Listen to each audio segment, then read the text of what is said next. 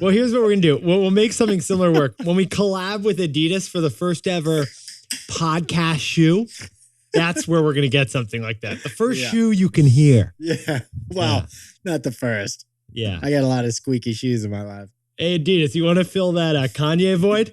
Jack and I have got the shoe for you. It's a shoe for podcasting. They're like, tell us what you mean. We're like, it's a shoe you can hear. You're pitching me a squeaky shoe. I'm not really sure on the details yet, Jack. We got to work on that before our pitch to Adidas. In the meantime, here we go. 3, 2.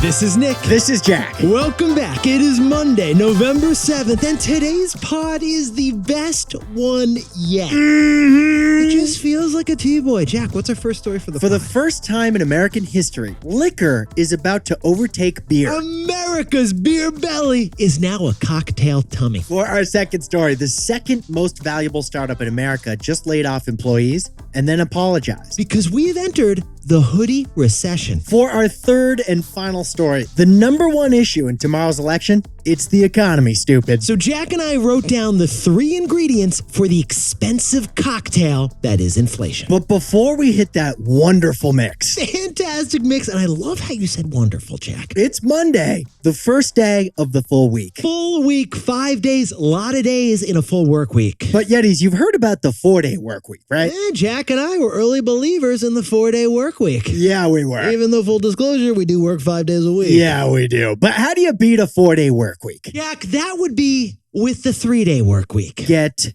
this. Chick-fil-A is pioneering the 3-day work week. Chick-fil-A's newest job, no joke, it's dipping chickens just 3 days a week. The 3-day work week, that's the same as a 4-day weekend. Yeah, I'm not a mathematician, Jack, but I'm pretty sure that means you're working less than half a week. Now, Yetis, we know what you might be thinking. You might be thinking this is just a part-time job, but this isn't a part-time job. No, it's not, because the 3-day work week is still 40 hours of dipping that chicken work. That's right. At Chick-fil-A, they're cramming 40 hours into 3 days, 3 13-hour shifts. They only got one location so far. Chick-fil-A Miami. But people are loving it. Because if you're working just 3 days a week at Chick-fil-A, Jack, Monday is your new Wednesday. and Wednesday is your new Friday. But does that mean Friday is still Friday? Yeah, it does. You're getting 2 Fridays? You're also getting the real Friday? They could get 2 Saturdays too. Yetis, this is such a good idea. Chick-fil-A may kick off a chain reaction. Yeah, because Jack, there's only one way to beat the 3-day work week. And that's the 2-day work week. Jack, there's only one way to beat the 2-day work week. The 1-day work week. And if it's a 1-day work week, what comes after that, man? The 0-day work week. After that, I think Chick-fil-A starts working for you. Yes,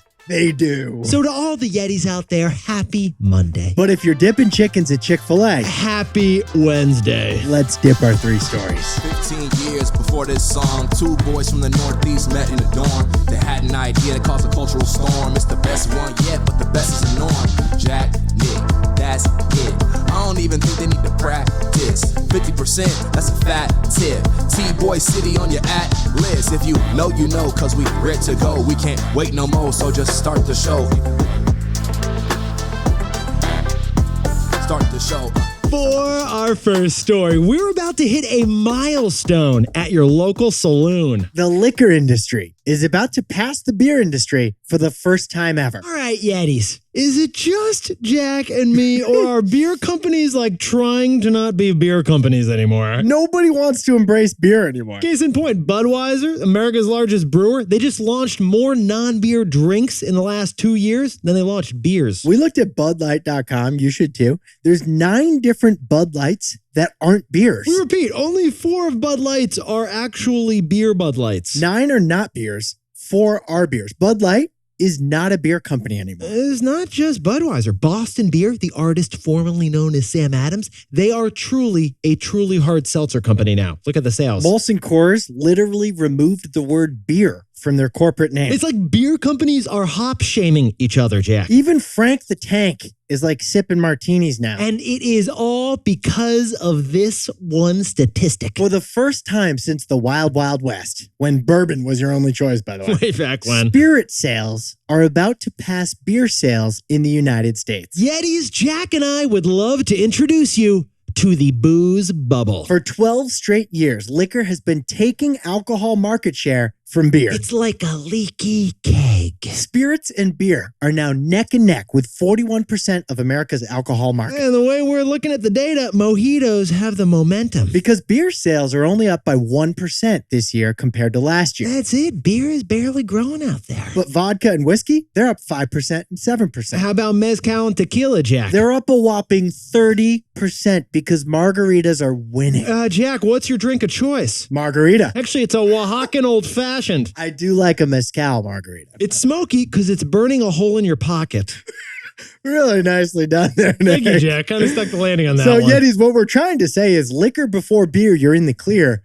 Beer before liquor has literally never been sicker. Like literally, that is the case in the economy right now. America's beer belly is turning into a cocktail tummy. And the bottom line is tastes have simply shifted. And that shifted the economics too. Yeah, it's all about mojitos and martinis, not about the lagers and ales these days. Fewer IPAs, more Negronis. Yeah, but Jack, that begs the question, why is liquor overtaking beer? Why are we all in the clear? It feels like a takeaway moment. So, Jack, can you serve up the takeaway for our buddies over in the alcohol industry? Convenience saved the cocktail. Yetis, what is driving the cocktail craze? The de-beering of America? It's delivery and cans. Forever. The only way to drink liquor was order it at a bar or make a cocktail at home. Beer was frankly easier. It was sold in every aisle 6 retail location and was very portable. Every gas station, too. But alcohol delivery and ready-to-drink cocktails, they are erasing the liquor disadvantage. Drizzly, which is owned by Uber, they deliver alcohol via an app. There we go. And the data shows that they're mainly delivering liquor, not beer. And now that cocktails are pre-made and you can get a 6-pack of Sazerac, it is easier to bring spirits to the beach. Liquor is now just as portable, deliverable, and consumable as beer is. It's like daiquiri deliveries. Jack, did you hear that knock on your doorbell?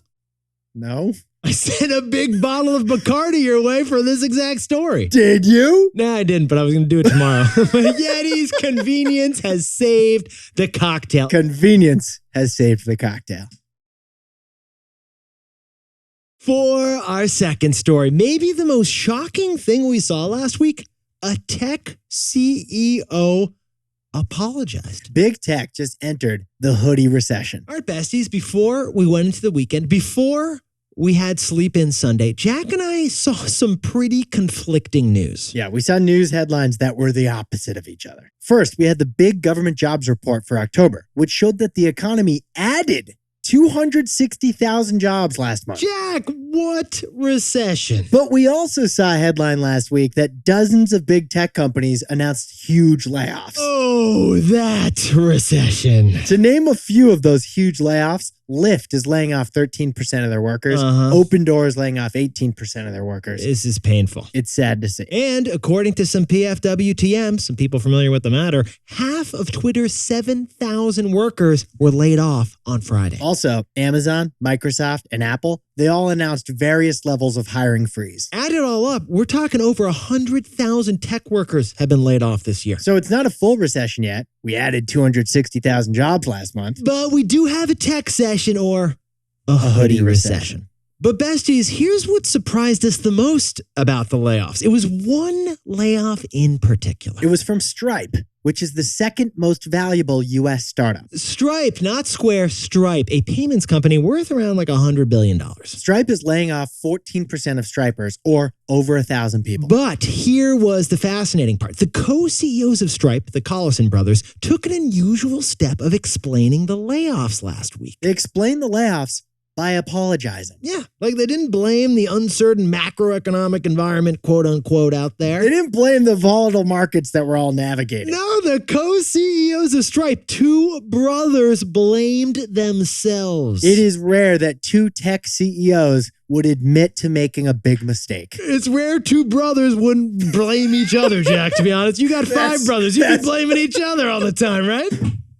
I got three brothers, but like, I hear your point. Tuck did it. Tuck did it. Teddy did it. Teddy did it. Here's what the Collison brothers said in a joint statement. In our view, we made two very consequential mistakes. One for each brother. Yeah. First, they said they were too optimistic about the growth of the internet. And second, they underestimated the risks of the downturn. Now, on the one hand, Elon Musk literally locked the office at Twitter on Friday so that he could email the staff whether they'd been fired or not. If you worked at Twitter, you got an email saying if you were still going to be there on Monday. On the other hand, Stripe CEOs apologized in a letter, taking responsibility for mistakes and dealing with great compassion. So, Jack, what's the takeaway for all our buddies who we're thinking of in tech? Big tech is now big-ish tech. And then there's Apple. Yetis, remember the FANG stocks like FAANG, like big tech? So many tech companies that were worth over $1 trillion. It was shocking how many tech companies were in the 10-digit club. Yeah, you got Facebook, Apple, Amazon. Or is it 12 digits? I think it's actually 12 digits. I just stopped counting after 6, to be honest. Those were the OG 4 of big tech of FANG. But tech's not so big anymore. After this brutal market downturn, even mighty Amazon is now worth less than $1 trillion. In fact, get this, Yetis. Apple is now worth more than all 3 of those tech companies combined. We repeat, Apple's market cap is now bigger than Facebook's, Amazon's, and Google's combined. Now, Microsoft, they've fared well too. But we really don't have big tech anymore. No, the way Jack and I see it, we have big-ish tech, and then we have Apple. Now, a word about our sponsor, Robinhood. You know, honestly, your salad, it says so much about you. Nick, you like to blaze your own trail at the salad bar. Yeah, I'm ordering a salad. I go off menu, man. Like a combo of kale and croutons that has never been made before. Me? I'm not reinventing the wheel. I like to go classic. Like if Sweet Green thinks it's a good combo, Jack's not going to change that. Kind of like investing strategies. Some want to build a custom portfolio of stocks, crypto, and options. Others don't want to reinvent. Just give me the most standard ETF. Whether you're tweaking your one-of-a-kind portfolio every day or prefer a more hands-off approach, Robinhood has the tools. If you're not investing on Robinhood yet, to get started, go to Robinhood.com/TBoy to choose your free stock. That's Robinhood.com/TBOY. Limitations apply. Stocks offered by Robinhood Financial LLC, member SIPC. Crypto offered through Robinhood Crypto. All investments involve risk. By the way, this podcast is not owned or part of Robinhood, and we are not employees of Robinhood. For our third and final story, the number one issue of tomorrow's election is the economy. So we've got to break down the 3 Ps causing your number one concern, inflation. The cocktail of inflation. Yetis, besties, look, Jack and I, we're not a political podcast. We're financial fellas. We're biz buds, business. But as you know, sometimes politics seeps into financial news. Sometimes politics just squeezes on in there every now and then. And the day before the midterms, the number one issue for voters, it's not immigration, abortion, crime, gun control, or other divisive existential issues. You're going to give us a trigger warning next time, Jack? You I mentioned all definitely should have said earmuffs a second ago. that is some heavy stuff. No, Yetis, it is the economy, stupid. Of the 18 issues surveyed by Pew, the economy was number one across the aisle as the most important issue for Americans. And here's the interesting thing. Those surveys show that when you ask people about the economy right now, what voters really mean is inflation. So Nick and I whipped up a refresher on everything inflation. The cocktail that is inflation. Yetis, 2 years ago, Jack and I said that inflation, it really reminded us of Godzilla. Everyone was afraid of it, but no one had seen it in years. Like literally in our lifetimes, we hadn't seen it in our lives. It was when we were 33 that Nick and I first saw inflation. Yeah, rising prices are like freaky monsters, and no one had faced their wrath since the 1980s. But in the past 2 years, we faced that wrath. Oh, yes, we did. So we have covered inflation a lot on this pod. There's a lot of different types of it. We talked to you about shrinkflation, about sneakflation, about cookieflation. We talked about suckflation. It sucks. We've covered it so often, we take a shot of overpriced OJ each time we say the word inflation. Another round of orange juice. And many people may have heard that inflation is a uniquely American thing. But in fact, it's a global phenomenon, and it's actually worse in most other countries. Average inflation in September for the OECD club of 20 developed economies, What was it, Jack? it was 10.5%, And Jack, what is inflation right now in the United States? 8.2%. So besties, Jack and I were preparing this story, and we realized behind the Godzilla monster of inflation worldwide,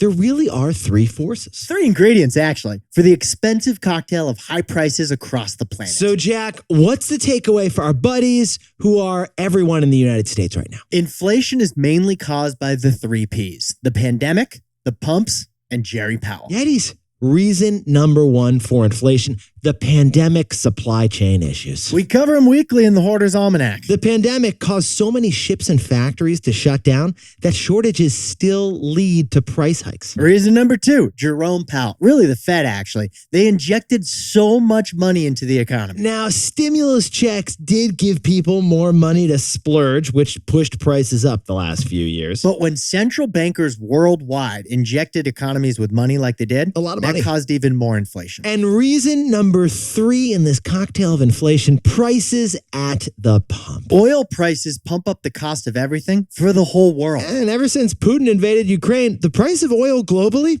it is pumped up high. Global inflation, it is like an expensive cocktail of the 3 Ps that no one wants to buy. 1 part pandemic, 1 part pumps, and 1 part Jerry Powell's Fed and the other central banks.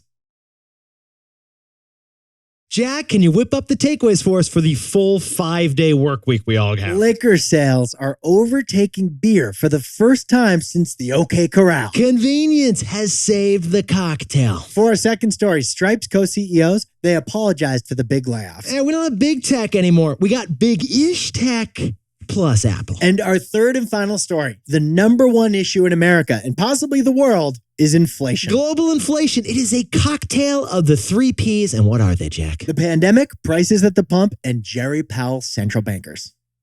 Now, time for the best fact yet. This one sent in by James in Salisbury, Vermont, who I believe is your kitchen contractor, Jack. This guy's great. No, he installed a fence in the backyard. He did a great job, though. He probably knows what an Allen wrench is. We'll leave it at that. Well, speaking of fence, another obstructive instrument, a large thing we cannot build, is the Hoover Dam, which is an icon of industrial engineering. The Hoover Dam, it helps provide drinking water all the way from Nevada to like Disneyland. And get this, there is enough concrete in the Hoover Dam to travel across the country. In fact, if you turned all of the Hoover Dam's concrete into a 2-lane road, it would stretch from Seattle to Miami. If you took the Hoover Dam concrete and turned it into a sidewalk, yes, Jack, it could wrap around the entire Earth. Yetis, if anyone listening is at the Hoover Dam right now, send us a picture at T-Boy Pod. We want to see it. I've never been. I'd love to vicariously check that thing out.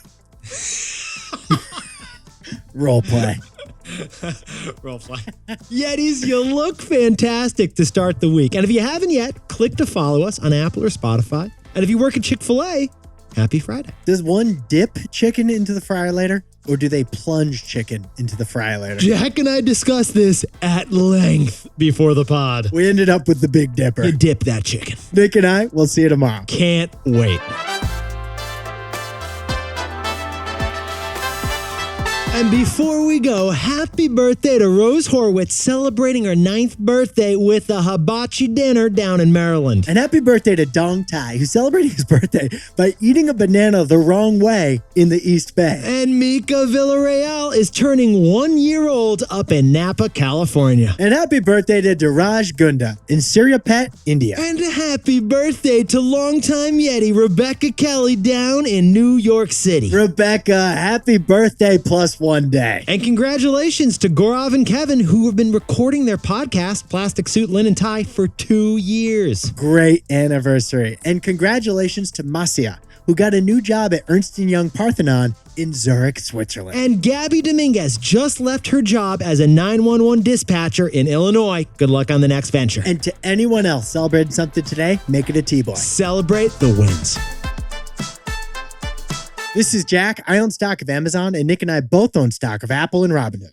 By the way, the Twitter stock we used to own, we don't have it anymore. Instead, we got $54.20.